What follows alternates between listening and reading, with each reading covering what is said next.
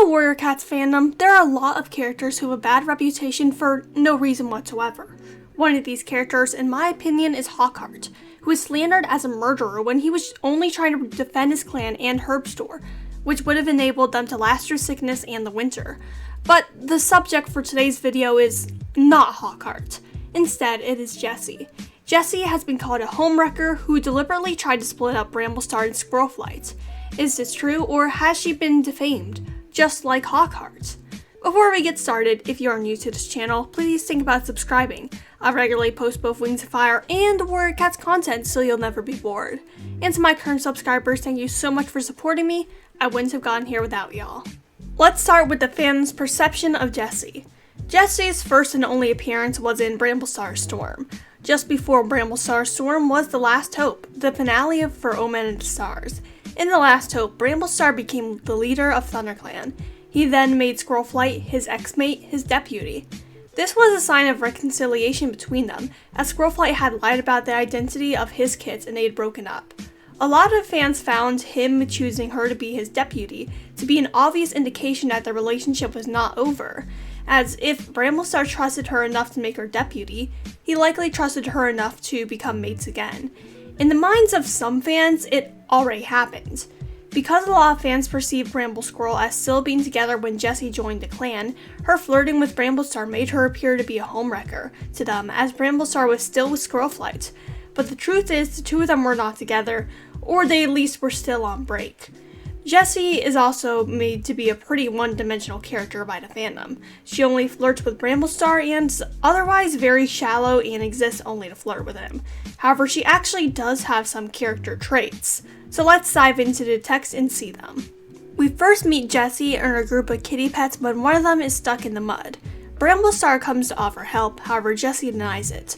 Already we see that she is not a passive cat who will accept everything that she is given. Jessy orders Bramblestar around so that they can save the kitty pet stuck in the mud.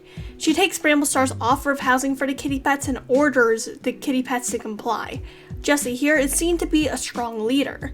Jessy and Bramblestar then get into camp, and the source of people's perception of her rears its head instantly.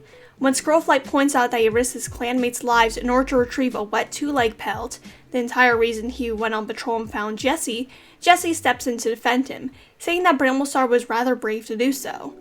In this interaction, the two are set up to be rivals in the reader's mind.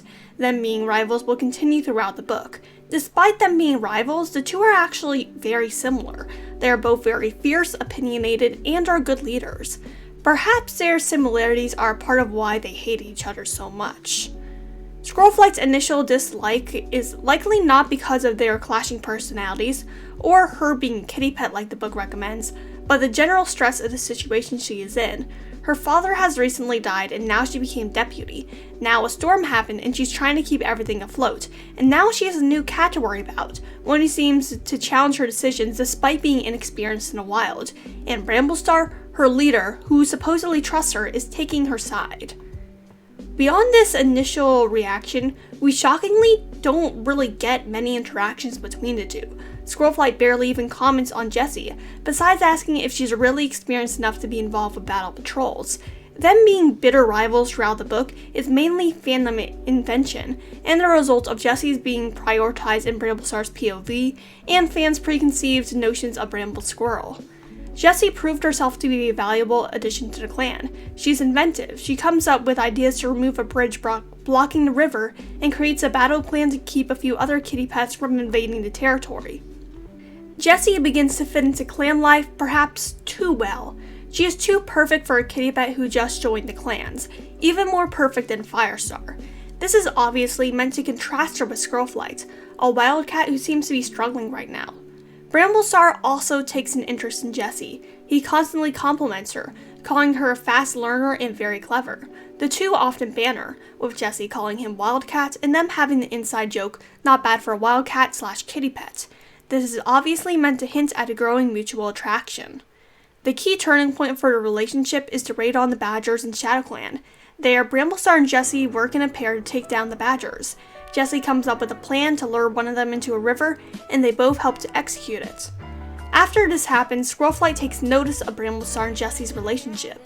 She even accepts it, saying that Jessy would be a valuable asset to the clan.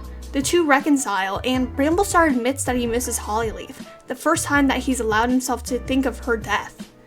From this interaction, it is clear that Jessy is not a homewrecker in the world. At this point in the story, Bramble Squirrel are fully separated, as they have been ever since the parentage reveal. However, the next interaction Jessy has with Bramblestar shows that there still might be something more. She declines joining the clan, saying that she can't get between Bramblestar and Squirrelflight. In my opinion, this is a deeply unserious twist that confirms that the only reason Jessy exists in the text, the reason the authors put her in, is to cause drama between Bramblestar and Squirrelflight. The previous scenes literally confirmed that Bramble Squirrel were okay with separating permanently. The entire book sets up Jessy as her replacement.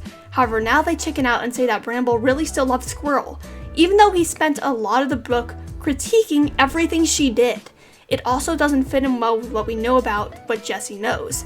Unless Jessy was eavesdropping on them in the previous scene, or a lot was left out of the text, there was not a lot for Jessy to go on to say that Bramblestar still loves Squirrelflight. This appears pretty much out of the blue in the text.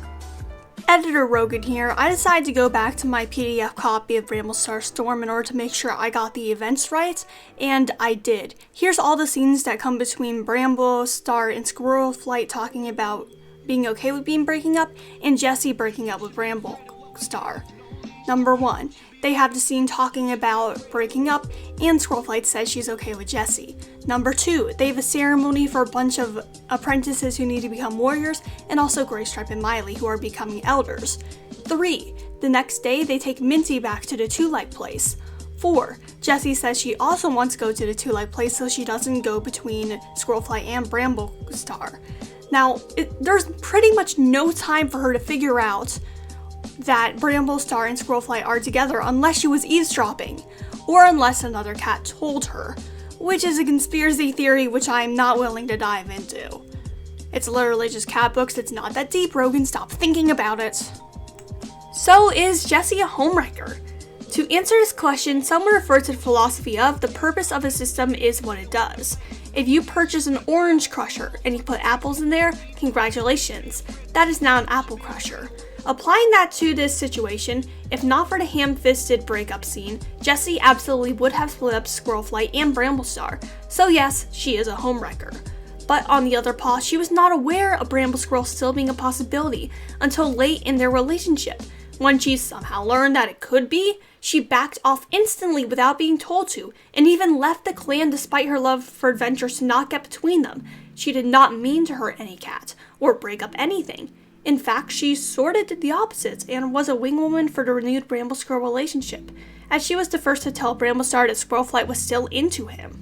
However, even though Jessy is not a homewrecker in context, I cannot deny that Jessy is any reason to exist other than to be an obstacle between Bramble Squirrel. She only exists in this book, and while she does help Bramblestar out with various things during it and drives the plot forwards in other ways, all of her characterization and successes only serve to compare her and contrast her to Squirrelflight.